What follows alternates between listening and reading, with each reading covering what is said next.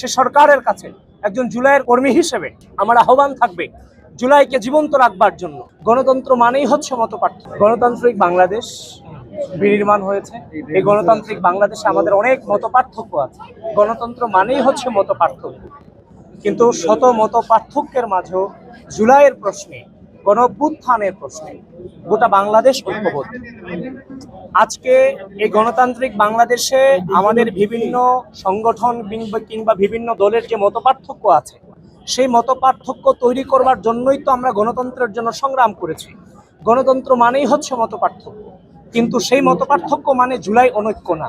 এই গোটা বাংলাদেশের যে গণতন্ত্রটা আছে এই মুহূর্তে, সেই গণতন্ত্রের মূল ভিত্তি গত 17 বছরের সংগ্রাম এবং আনুষ্ঠানিকতা ছিল এই জুলাই গণঅভ্যুত্থানের মধ্য দিয়ে। সুতরাং আমাদের ভিতরে হাজারো মত পার্থক্য থাকতে পারে, কিন্তু জুলাইয়ের প্রশ্নে আমরা ঐক্যবদ্ধ।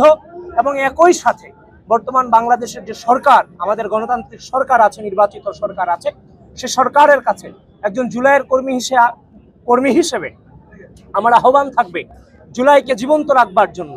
বিগত ইন্টারিম সরকারের আমলে জুলাই জাদুঘরকে নিয়ে কিভাবে রোডম্যাপ করা হয়েছে সেটা সম্পর্কে আমাদের তেমন কোনো ধারণা নেই, কিন্তু যেহেতু বর্তমান নতুন সরকার ক্ষমতায় এসেছে, তাদের কাছে আহ্বান থাকবে জুলাই জাদুঘরে একটি উন্মুক্ত গবেষণাগার থাকা উচিত।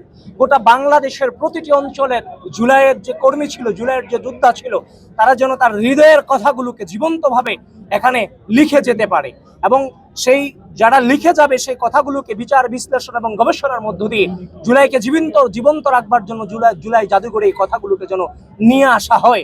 গোটা বাংলাদেশ ব্যাপী যেন এই আহ্বানটা করা হয়, এবং প্রত্যেকটা জুলাইয়ের যোদ্ধা যেন এই জুলাইয়ের কর্নারে এসে তার স্মৃতিচারণ করতে পারে। আমার যেমন স্মৃতি আছে, আপনার তেমন সাংবাদিক হিসেবে আপনাদের স্মৃতি আছে, সাধারণ মানুষের স্মৃতি আছে। এই জুলাই তো প্রতিটা শ্রেণী পেশার মানুষের জুলাই, সুতরাং তাদের কথাগুলো হারিয়ে যাচ্ছে।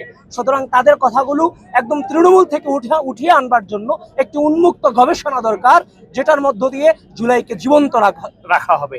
এবং সেখানে যখন জুলাই দেখতে যাবে, তখন যেন প্রত্যেকটা যোদ্ধার জীবন্ত ইতিহাস যেন মানুষ পড়ে পড়ে জুলাইকে জীবন্ত রাখতে পারে। আপনাদের সকলকে ধন্যবাদ। দেশে দেশে সবার সাথে দ্য নিউজ।